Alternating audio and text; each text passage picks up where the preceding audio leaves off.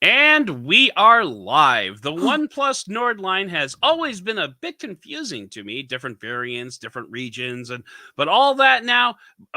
Yeah, sorry, different variants and different regions, and all that. But now the U.S. has one variant, and it is the OnePlus Nord N20. I reviewed the Nord for Digital Trends, and I wanted to bring in a second opinion. And just like how there's only one Nord in the U.S., there's definitely only one of my guests who is making the third trip to the podcast, Myriam Joire.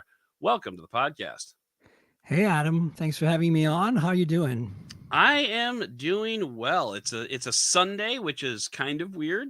And we had to, this recording is going to go up a week after we record it. The OnePlus Nord just dropped. It is on T-Mobile, and I was going to try to do this for this week, but that just didn't work out. So we're going to go to next week, and that's fine because the OnePlus Nord can wait. And but yeah, how about you? How you doing these days? It's Sunday. It's a beautiful day. I have a coffee in my hand. I'm about to have brunch after we're done with this. It's going to be a good day. I got a lot of work to do, but it's starting off really nice. Like starting with a podcast always liven up my day. So there you go. Yeah, Done. yeah, absolutely. And one thing about transitioning to the full-time gig at Digital Trends, I kind of forgotten what weekends were like, and they're kind of nice. I recommend them. So if you have the opportunity. Yeah, But I mean, it's like when you work freelance, folks, it's like you work whenever you need to work. And it's cool because you can do whatever you want. If you want to take a break in the middle of writing and just go for a walk for half an hour, nobody's going to ask you any questions. So, right, you could oh, I need totally some more do that. photos. Sunset is happening. Go and take photos. It's great. You can kind of combine work and play, fun stuff. Yep. But at the same time, you tend to like not really work the same schedule as everyone else. Like, people like you try to email people on a Saturday and nothing happens. You're like, Yeah. what is going on? And then you're like, oh crap, it's Saturday. They're probably with their families doing something. Like, trust me, it's a weird world we live in. Freelance Yeah, people. time has Yeah. no meaning. But anyway, you know what does have meaning is the OnePlus Nord N20. So Does this it? Does is it really? well, I don't know. Actually, that's what we're going to I'm find out. teasing you now. So like when I was composing my review, I kept thinking to myself like, where's the OnePlus? Because when you look back at OnePlus's roots, they built flagship killing mid budget phones that had like a bunch of top tier specs with just some corners cut, and then like they were flagship killers. That's not this. And then their whole thing now, their whole shtick now is like fast and smooth, like everything is fast and smooth. That's not this. So now I'm kind of wondering like, where's the OnePlus in this OnePlus Nord N20? And so I want to start off. Let's just as we start off most of our phone reviews here, let's start off with kind of like a high level view. What do you think about the OnePlus Nord N20 5G exclusive to T-Mobile?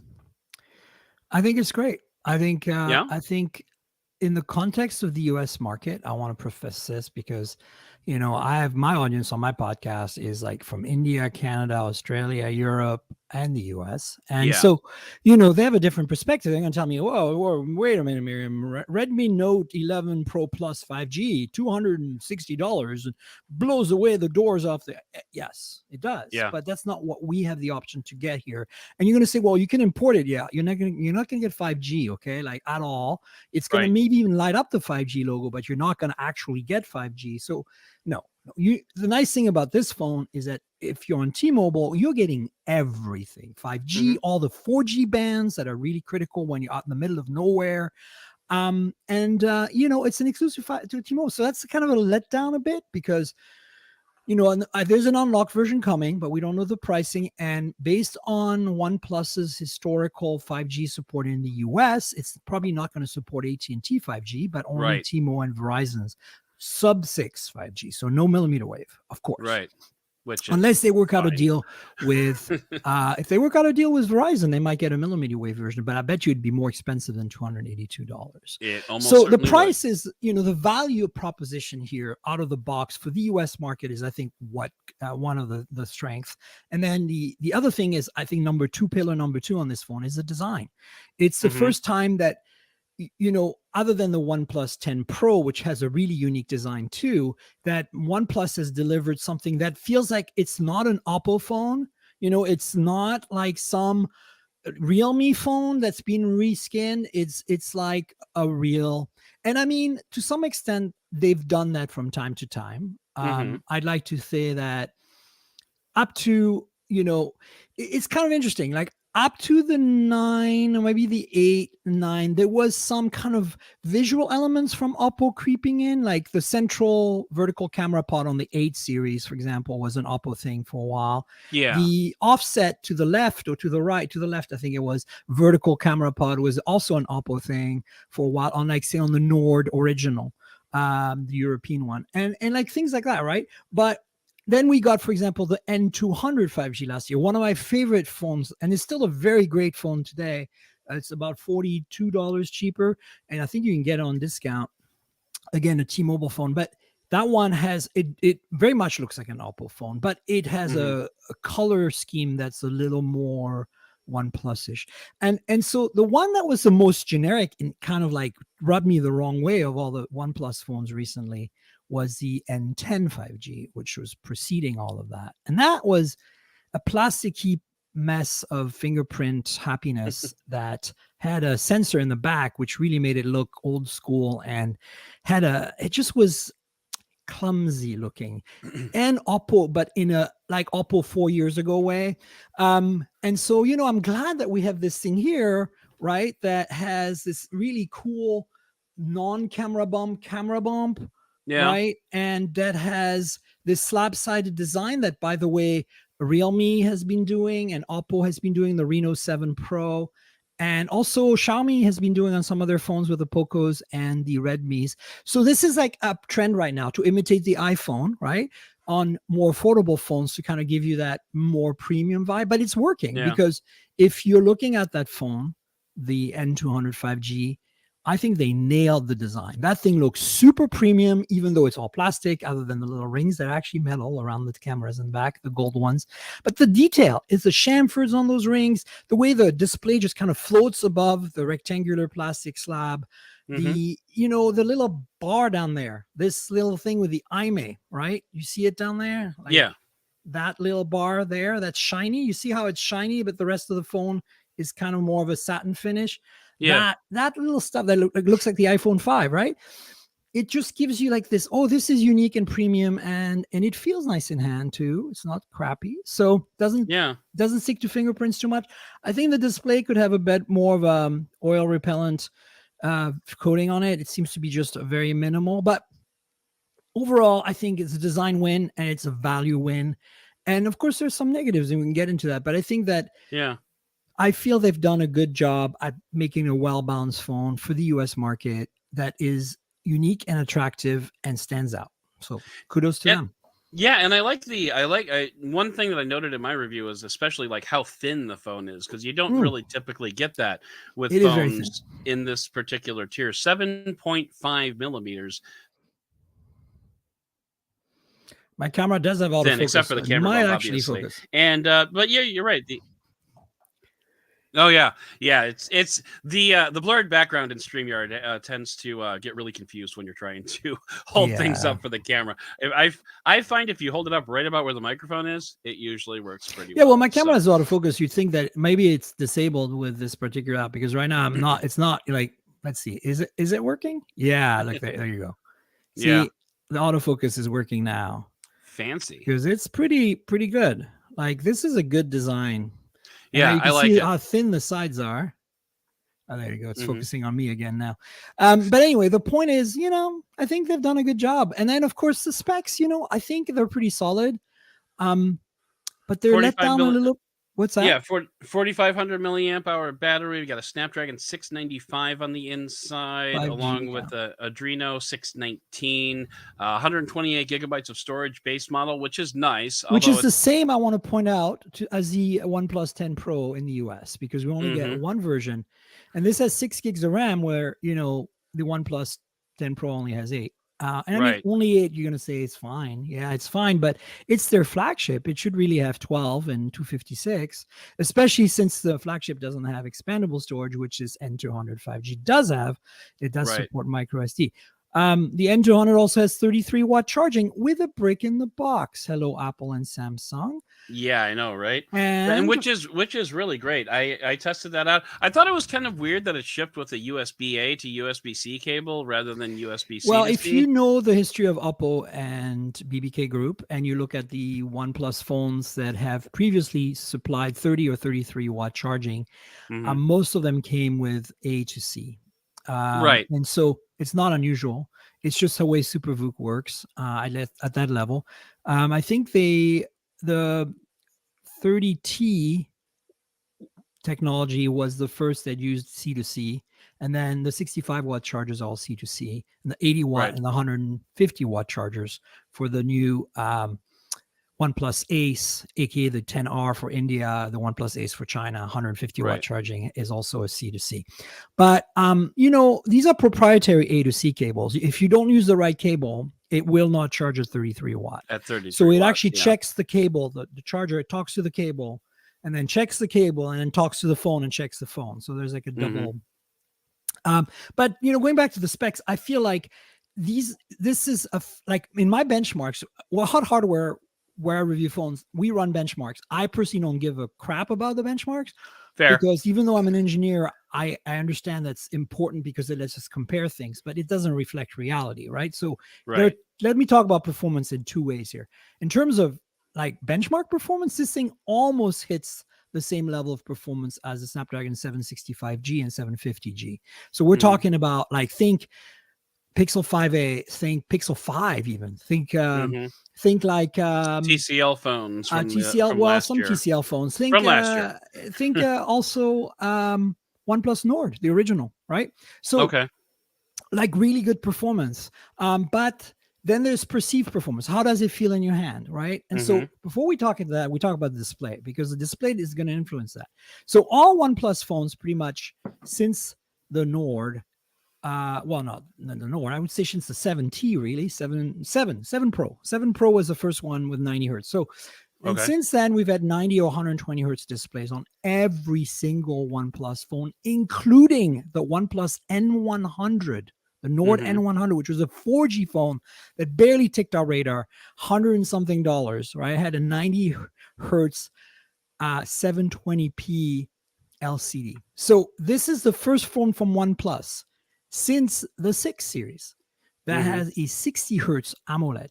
Now it's an Right. AMOLED. So on one hand, you don't get an LCD like you did on the other Nord N series, the N10, the N200. You're getting an Right. AMOLED with an in-display fingerprint sensor. Again, premium looking and Which is definitely, nice. Yep. I know some folks prefer the LCD because, it gives them headaches and there's that both ways modulation stuff on the AMOLEDs for low brightness. But personally, I don't have this issue, and most people don't have this issue. And if you look side by side with the N200 or the N10 display, Yeah. it's night and day. Like it's just you want the AMOLED, but it's 60 hertz. And personally, as Which somebody who uses high refresh rate phones all the time, I'm to the point now where I notice. And okay. and I noticed, and more importantly, it's not just that I noticed it was running at 60 hertz. And again, this is now we're back at the software thing. It's Right.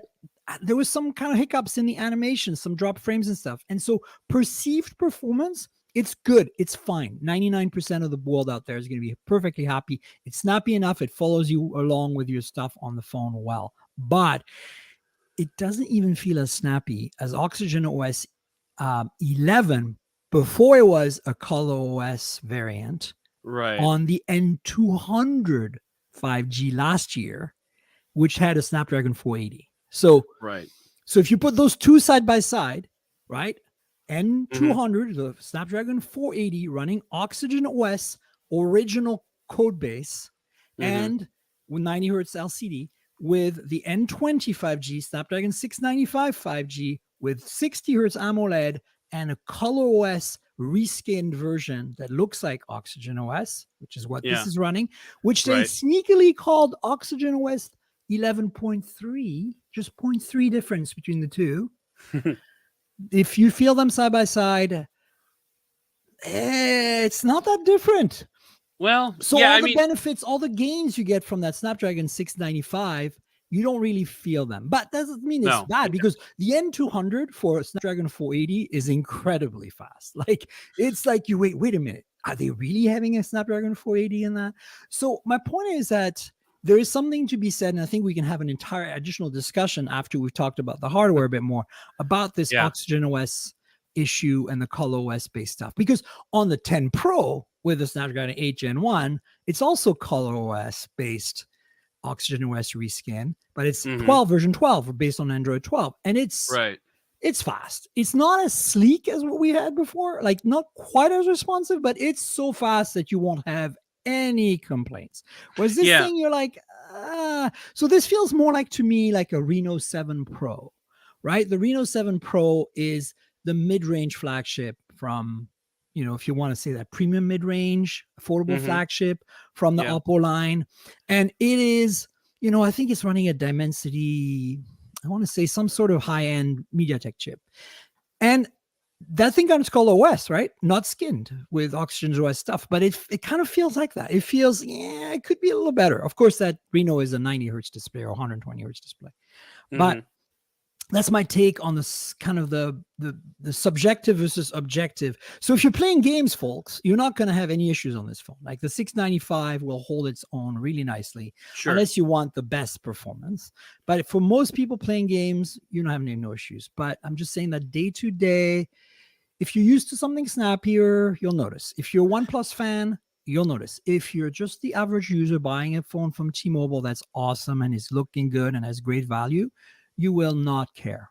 Well, you may not care. I felt a little bit of the lagginess that you're talking about, and it could be the fact that I don't think it's the fact that it's a 60 hertz display. I think it's more just No, I'm it's kind of software optimizations.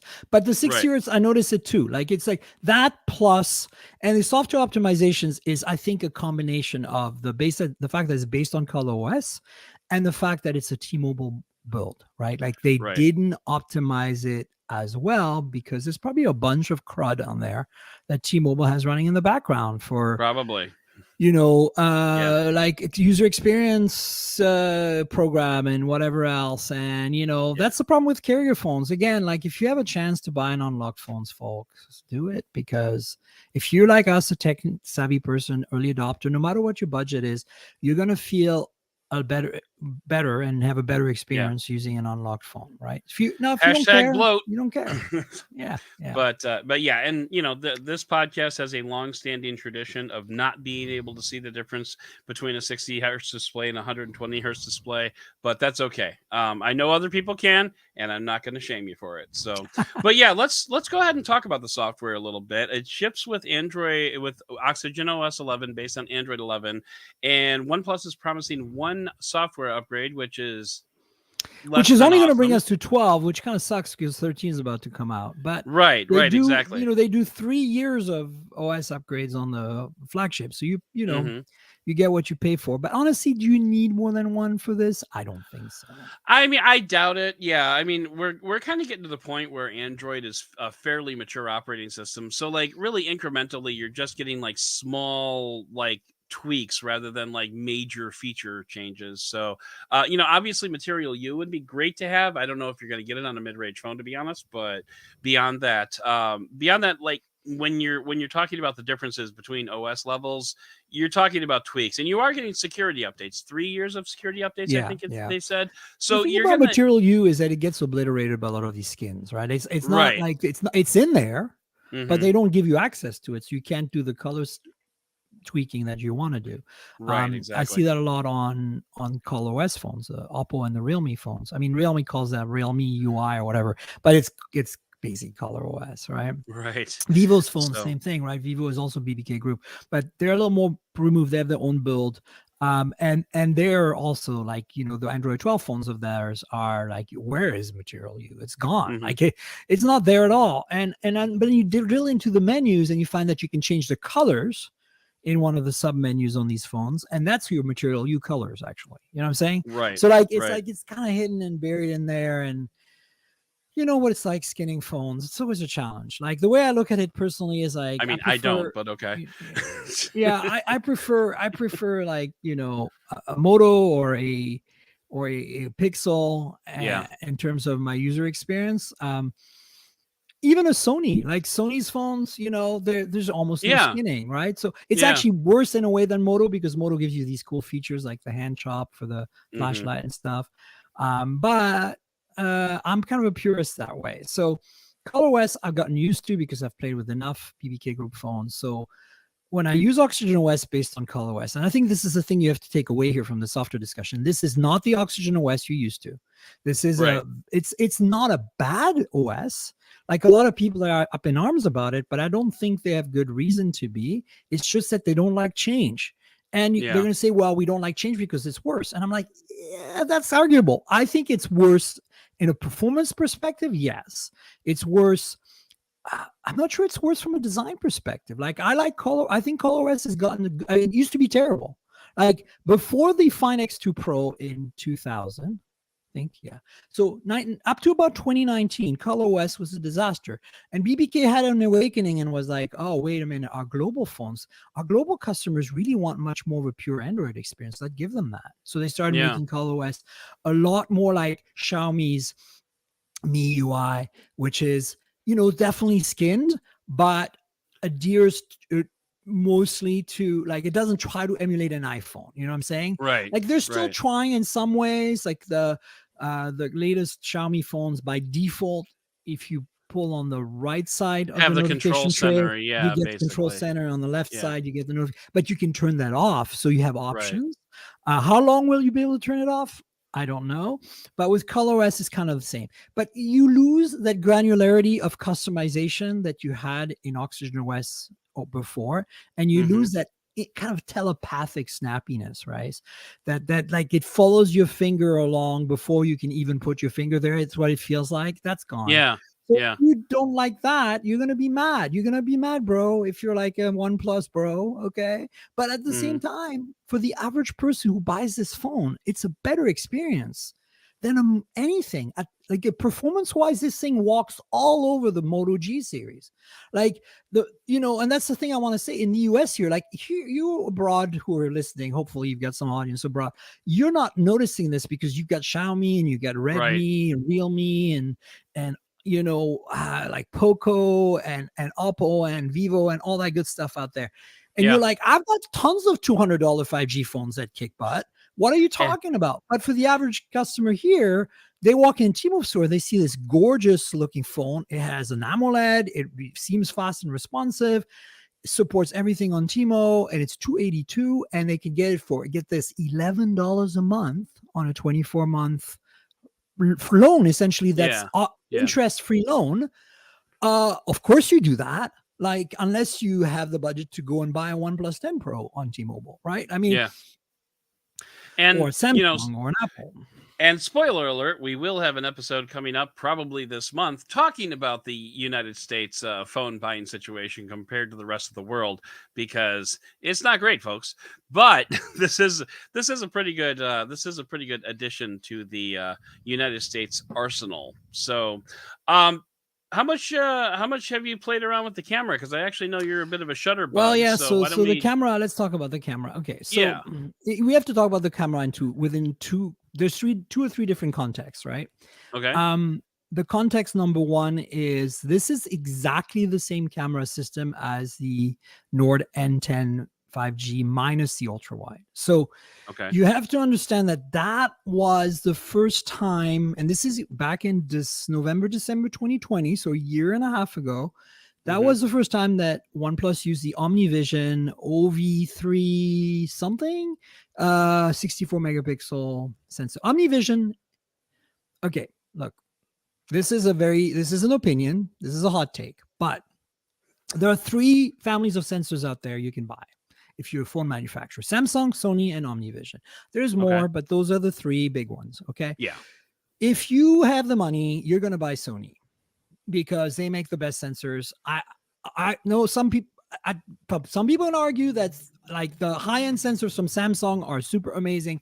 Yes, they are, but they're the exception, and they're super expensive. But of course, Samsung makes good sensors. They make the Galaxy S22 Ultra, which is arguably the best camera phone available today. Okay. But the point is to get to That's that a hot take level, too, it's but all not going to right. happen. It's not going to happen on a OnePlus at $282, right? So forget Right. this high-end Samsung sensors. Generally speaking, Sony's first, then Samsung, and then really, if you want to scrape the bottom of the barrel, you got OmniVision, okay? Okay. And I don't know why OmniVision hasn't been able to be competitive. I think it's not a hardware thing. I think all of them make great sensors in terms of hardware. I just think it's a software pipeline thing. You need an imaging pipeline that's tuned to that sensor. And right now, if you had to pick one sensor in the world that's the best tuned and has the most software support, it's the Sony IMX 5, what is it? What are they on these days? 586, I want to say, That could be. right? The one that's in the Nord. Let me look it up. That's Because in the Nord? Okay. yeah, the original Nord, OnePlus Nord. It's Oh, also the in original Nord. also in the 8, the OnePlus 8. So I'll tell you exactly what it is. IMX. The 586? Yeah, 586. That's what I said. So Okay. 586 Yeah, is yeah, the yeah. one. 586 is the it's the best tuned sensor in the world today. 48 megapixel sensor. It's amazing. It's old now, but it's a good solid sensor. If you Oldie you but a goodie. put that in a phone right now, you're gonna get good photos no matter what, because no matter what software you use is gonna kick ass. Yeah. Now it's too expensive for this phone. They and then regular Nords, that's what they use. And now another one is the IMX 766 from Sony. That's the one that's in the Nord 2, in the OnePlus 9 Pro last year's ultra wide, and in Okay. of course in the Oppo Find X5 Pro and 5X3 Pro, which is the flagships from Oppo for the last 2 years. That is an incredible sensor too. It's also in the Realme 9 Pro Plus, which is the most affordable kick-ass camera phone in the market today. It's a $300 phone with this IMX 766 and OIS. OIS for $300 that doesn't suck is a thing. You can get it from Realme for $300. Anyway, this sensor, the OmniVision, blah crap. 64 megapixel, 0.7 micron. It's got a 1.8 f1.8 lens, and no autofocus, but phase detect, but kind of a shitty phase detect. And then it doesn't have OIS, of course, right? So that's the main camera, and it's topped off in software. And I think it's actually an OmniVision restriction, because the Snapdragon 695 can totally do 4K. This is topped off at 1080p 30 of all things. So now the front camera is a little better. I think it might be a Sony sensor of some kind, and it's 16 megapixel f2.4. And I have 1 micron pixels, so it's all right. But the other two cameras are 2 megapixels each, and they're what I call sticker cams. Sticker There cameras. might as well be stickers on the back of the phone, because they're completely useless. One is a macro. You can say, oh, wait, a macro is useful. I'm like, yeah, it works. It's there, but it's not autofocus. So you have to pick the focus, and that makes it pretty much take blurry pictures. Do you want blurry pictures at a 2 megapixel that don't really work in low light? That's your option. Or you use the main sensor, hit the 2x zoom, and take a real close up. Well, yeah. Which choice do you have? Let's also consider, just for a moment, like we talked about the dual sensors on the back of the phone. This is a 2 megapixel camera. That's this the is macro, not a actually. sticker. I mean, that's the macro. Yeah. Right. So the top one's the main, the second big ring is the macro, and then the tiny little one on the side is the one that I haven't talked about, the 2 megapixel monochrome sensor that nobody at OnePlus or at BBK Group still has been able to tell me if that thing is even hooked up electrically to anything. Like, I don't believe it does anything whatsoever. It's crazy. It's just crazy. There to check a box, hence sticker cam. So the takeaway is the camera system, it's challenged. It's not great. It's not terrible. In daylight, that camera works well. I think so. It's Yeah, pretty solid. I call the phone. What we say here on the podcast is the camera is like social media good, which means you can snap a photo, you can post it into Instagram. It's going to look great. But when you blow it up to full res on a 32-inch monitor, you're going to start to see the pixelation and but at night it falls apart even on your phone. Like if you like that. Right. But no, not that's the thing.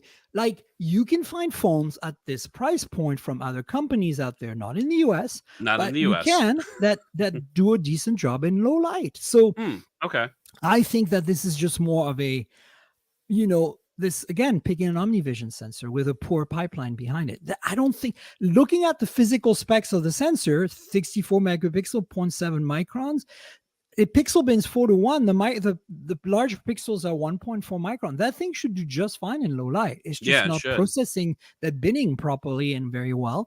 And so the low light pictures are very disappointing. And I'll give you a point Mhm. of reference. In my tests, I looked very closely between the N200 last year's Snapdragon 480 phone with a 13 megapixel main sensor, guys. We're talking Mhm. bottom of the barrel here versus this 64, which was also on the N10. And I prefer the 13. And I'll tell you why. Because it's obviously a better sensor and it's got a better imaging pipeline for it. And Mhm. it's not better it necessarily technically, but it takes better pictures. So the Right. N200, even though it's spec wise lesser, takes slightly better pictures, not in daytime, but at night.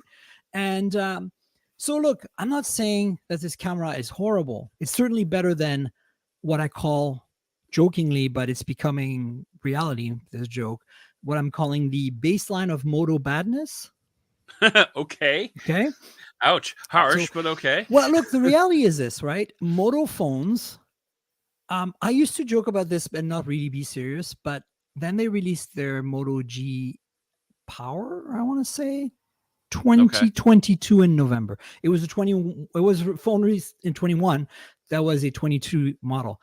And Yeah. that phone had their first 50 megapixel sensor and I was like, "Oh, there might be hope. Moto might be giving us a Moto G with a camera that doesn't suck." They haven't done that since I want to say the Moto G6 4 or 5 years ago was the last one they did that had a relatively decent camera system. But every Okay. Moto G since then has been kind of mad, not like kind of like this N20, like kind of like okay in daylight, not so good at night, and with Right. lots of sticker cams. And so I joked around, I was like, that kind of the baseline, like what you kind of call the social media acceptable level, right? Mhm. Yeah. But then I was like, oh, 50 megapixel, maybe Moto's finally listening to our wishes and doing something. And I don't know where this sensor comes from, the bottom barrel scraping of Shenzhen special back alley parts bin. But it's just purely a software thing. It is so poorly tuned. That 50 megapixel sensor you see across the board on all the Moto Gs that have come out since that G Power last November are Mhm. the worstly tuned sensors I have ever seen. You're talking cameras that bring you back to fucking 10 years ago, okay? It is so bad. I cannot believe it. And Harsh, but okay. no, like I tried for yourself. It is wow bad. It So is it is surprisingly bad. and it's purely a software thing. But the problem is, I don't think Moto is going to release a software update for a Moto G Power that costs $200. Okay, like Mm. they're just not going to do it. They So you're stuck with it. And so thankfully, I just got the Moto. The 5G version of the G series, the G the stylus 5G 5G and the stylus. G, Yeah. they all have the same 50 megapixel. So I want to take that back until I try using those phones again. Mhm. And actually, but my point is, I have this joke now, which is kind of real, which is like, well, the kind of the baseline that you find acceptable is the Moto G. Like anything The Moto below G. that, and you're screwed. And this is Right. above that. So, yay, OnePlus, Yeah. yay! Like I I mean, just look. just to diverge a little bit. So we did look at the Moto G Stylus 5G at Digital Trends, and the Andy Zahn, who is actually a photographer, came away pretty happy with the So maybe they camera fixed sensor. it So finally. let's hopeful. Let's Let's hope. hope. Let's hope. But I mean, Yeah. I'd love that same person to compare it with the N200, or sorry, the N20 5G that The we have N20. here, because I think this is better than like this is. I could live with it in low light. I would live with it. Yeah. But basically, night mode saves your ass in low light. It's just Right. that I saw more blur than I'd like, even with night mode turned on, even with my steady hands, because I'm a long time mobile photographer. So Right. that's when I worry, right? Like I'm like, okay, I accept the fact there's no OIS at this price point, but if you're giving me when you're multi-stacking photos, right? That's what night mode Hmm. does, and you're giving me a blurry photo out of that, that's a software issue. Like something is Yeah. wrong here, right? Like Yeah. it's not they're not blurry, but if you start looking closer, you're like, not I'm not talking like monitor screen. I'm talking even on the phone, zoom in a little bit, you're like, ooh, ooh, Yeah. I know what you're And in talking about there. daytime, you're like, oh, this is sharp. This is tack sharp. This is nice. So either that or Yeah. maybe autofocus is lacking in low light where it's like missing the focus just enough to give you that I blur. wouldn't be surprised if that was the case. Yeah, because I've seen a But lot of again, that's the focus issues software with low tuning light. thing. So overall, look, It I is. just don't want you to walk away and go, oh, I'm not going to buy this N20 because the cameras suck. Because Myriam was like ranting on Adam's podcast about it for half an hour, like she does. No, I want you to take away the fact that this. I just want to be realistic, right? The reality is, this is not the camera system you got on the the Nord or the Nord 2. If you, even though it's a Nord named phone, the N series has always gotten a bit of a shorter deal on the camera system, and that's the reality. Right. And knowing what Oppo, Vivo, Realme, BBK Group in general is able to do at this price point on some of their phones sold in India, I'm like, come on, guys, you can do better than this OmniVision sensor. I wish you had put in, I don't know, even a Samsung 64 megapixel sensor would have been a little Something better like at this that. point. 108 megapixel sensor, which some $200 phones have out there. The Samsung, Yeah. the really affordable Samsung 108 is not a bad sensor. It's challenged in low light because I think it's got zero point 0.6 micron pixels now. Oh, actually, Yeah. no, wait, I'm thinking about their 50. Yeah, no, the zero point 0.7 micron is the 108. But And the ultra wide on the 10 Pro, the Ultra 10 Pro is a new Samsung sensor oh that yeah. is 50 megapixel at zero point 0.6 microns. It's one of the smallest pixels on any sensor. Yeah, I enjoyed the ultra wide It's not as good as lens the when Ultra they. wide on the 9 Pro, unfortunately. I mean, you get Yeah. the 150-degree thing, right? Like, Mm-hmm. I'm going to channel my Silicon Valley, the doors that go like this. Right. The So ultra wide. the one thing I wanted to touch on with the camera before we move on and actually start to wrap up, because I think we're just about the amount of time that I said I would keep you. But the one thing I really found not disappointing, but just it seemed like a bad design for some reason. But having the macro as a separate mode as opposed to like just something that would kick in with I actually ruined quite a few photos having accidentally slipped into macro mode instead of like photo mode when I was just snapping pictures, and I didn't even notice it until I went back to review the photos. I'm like, oh, these are like garbage, because they were taken with the macro sensor. So I would have liked to see OnePlus build in a different way to switch over to the macro sensor rather than just having it as a separate mode. So but that's the only thing. As long as you're careful, then you'll be okay. But all right, so then why don't we go ahead and start to wrap things up here a little bit. Sure. So we already kind of talked about, so I guess the question is, if you're in the US, if you're a T-Mobile subscriber, and if you're looking for a budget phone, this is probably a good one to go for. That's what I've kind of taken away from this conversation. Is that kind of Yeah, I think the there's a lot question of you have to ask, caveats, but is that where we are? the question you have to ask yourself is, can you live with an LCD but get 90 hertz? Or do you, and maybe a lesser spec processor like you, so basically the question is, I should pull back. N200 or N20 is the question. Okay. $240 for the N200, $282 for the N20. And you probably could get a better deal on the N200 because it's almost a year old now. But they're both really great phones. The nice thing about the N200, the cheaper one, is that you get an LCD at 90 hertz. So you get the 90 hertz. And you get Hmm. Oxygen OS 11 point something, which is not the Color OS based version. So it's still a little more responsive, more optimized, right? But you Hmm. get a Snapdragon 480, which is, and the camera I think is a wash. Now Okay. you don't get 33 watt charging. You don't get, there's a few other things you don't get, but both have NFC, which by the way, the Moto G still don't have NFC in the US. Like, wow. And what's up with that? Um, Oh, no and wireless and charging either, which I was a little disappointed by. both are pretty similar. And then if you want the AMOLED and you want a slightly better processor for games, and you want that faster charging, I think having the N20, the one we're talking about today, is the no-brainer. So that's the question you should ask Hmm. yourself if you're in that position.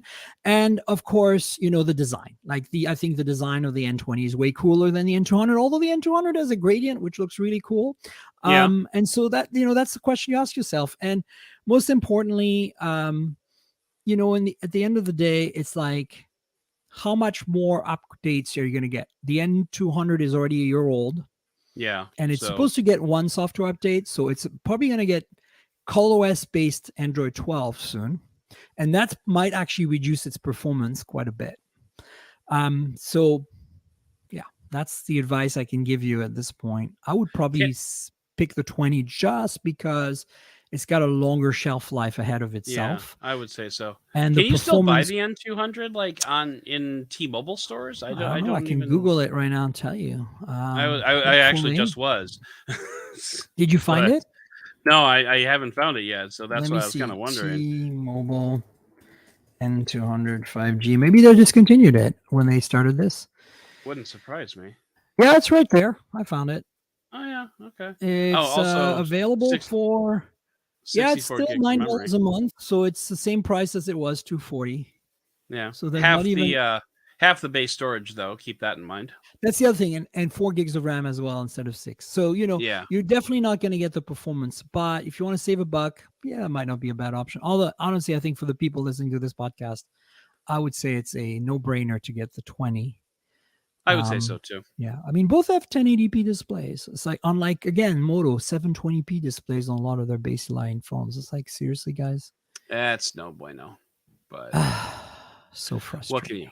Yeah, it is. It is. I want everybody to do a good job. Everyone. I'm going to hold everyone to the same standards. And I think right now, this is the thing about this OnePlus for the US market. There's very little. This is a phone that in the US would normally cost close to $400 spec wise, for this market. Like, it would Okay, never sell to customers for that cost, because you have but to that's what it'd be remember, worth. everybody subsidizes everything.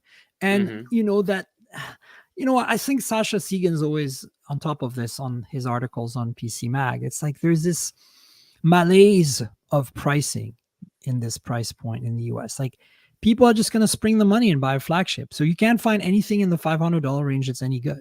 Like, we Right. don't really have that. That category exists abroad. That's the Nord, the original Nord, the Nord 2. Like, the category that gave us the Pixel 5a, that category doesn't exist in the US really, right? I mean, Yeah. Pixel 5a, honestly, if you can spring extra money, buy a Pixel 5a on Agree. Timo, and it's infinitely better than this. Like, Agree. it's not, it's not as good as a flagship, but it's so close to a flagship that, yeah.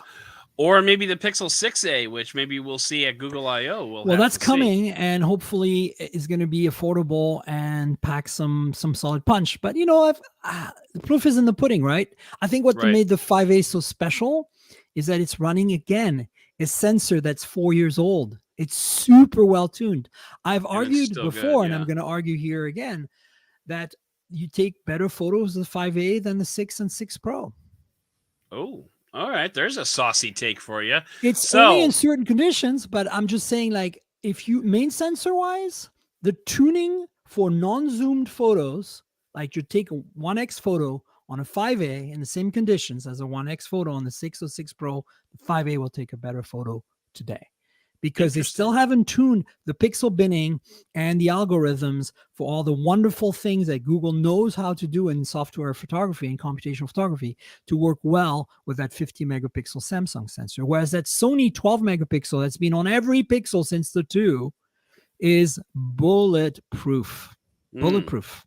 okay. So, That's we're talking such a minor difference that I'm using a 6 Pro as my main phone, and I would never go back to a 5A. But if you have concerns about money, the 5A, and that's why I'm yeah. saying when the 6A comes out, it'll be really interesting to see what it brings to the table that's better than the 5A, because if they're almost the same price, I'm like, I don't know. If you can still buy the 5A when the 6A comes Well, out, that's the but other we'll problem, see. right? You're We will right. have to see. The 6A might actually be available and much broader. The 5A was only available in Japan and the US. So many people I've Right. recommended to are like, I can't get it in Canada. I can't get it in, Anywhere. Yeah. UK. And I'm like, oh, you poor folk. I know. Well, anyway, so Miriam, this is the part where I'm going to go ahead and roll out the red carpet for you, so you can tell my listeners how to find you. Although, as I've said with other guests before, if they found me, chances are they know where to find you. But go ahead and let's let everybody know. Well, thank you so much. So my main gig is my podcast, mobiletechpodcast.com. You should check it out. It's a weekly show. I've had Adam on a few times. And, Yes. then I write, I'm a freelance journalist and I write phone reviews for hothardware.com and for geekspin.com. And I write car reviews and car first impressions for techradar.com. So look for my name, Myriam Joire, on these three platforms for my writing. And then, of course, subscribe to the podcast. There's Yeah. also a couple of YouTube channels, youtube.com/mobile tech podcast, and the kind of matching youtube.com/mobile tech more you should look at. Those are Oh, yeah. complement to the podcast, visuals that go alongside, because the podcast is audio only. But like Adam, there's a video version of the podcast you can get. But I Excellent. suggest you support me on Patreon for that. Patreon.com/tankgirl. That's patreon.com/TNKGRL. So when you're done subscribing to the podcast at mobiletechpodcast.com, check out the Patreon, because you can get a tier that lets you access before everyone else, before the public Ooh. version, the video version of the show, which is less edited, a little more funky and raw and fun. And then there's other tiers. I have a Discord server and stuff, so check that out. Twitter, my handle is Tank Girl, like it's everywhere else, TNKGRL. Think the comic book character Tank Girl, drop all the vowels. That's me. Instagram as well, same thing, Tank Girl.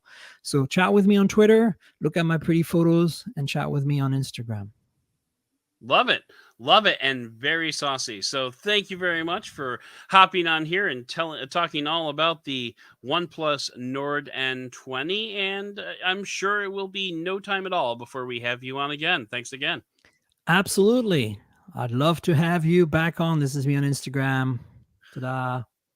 Look at that. Pretty pictures of very familiar phones. It is. It is. I love it. Thanks for having me, Adam. It was a pleasure. Let's do it Yep. again sometime. We will.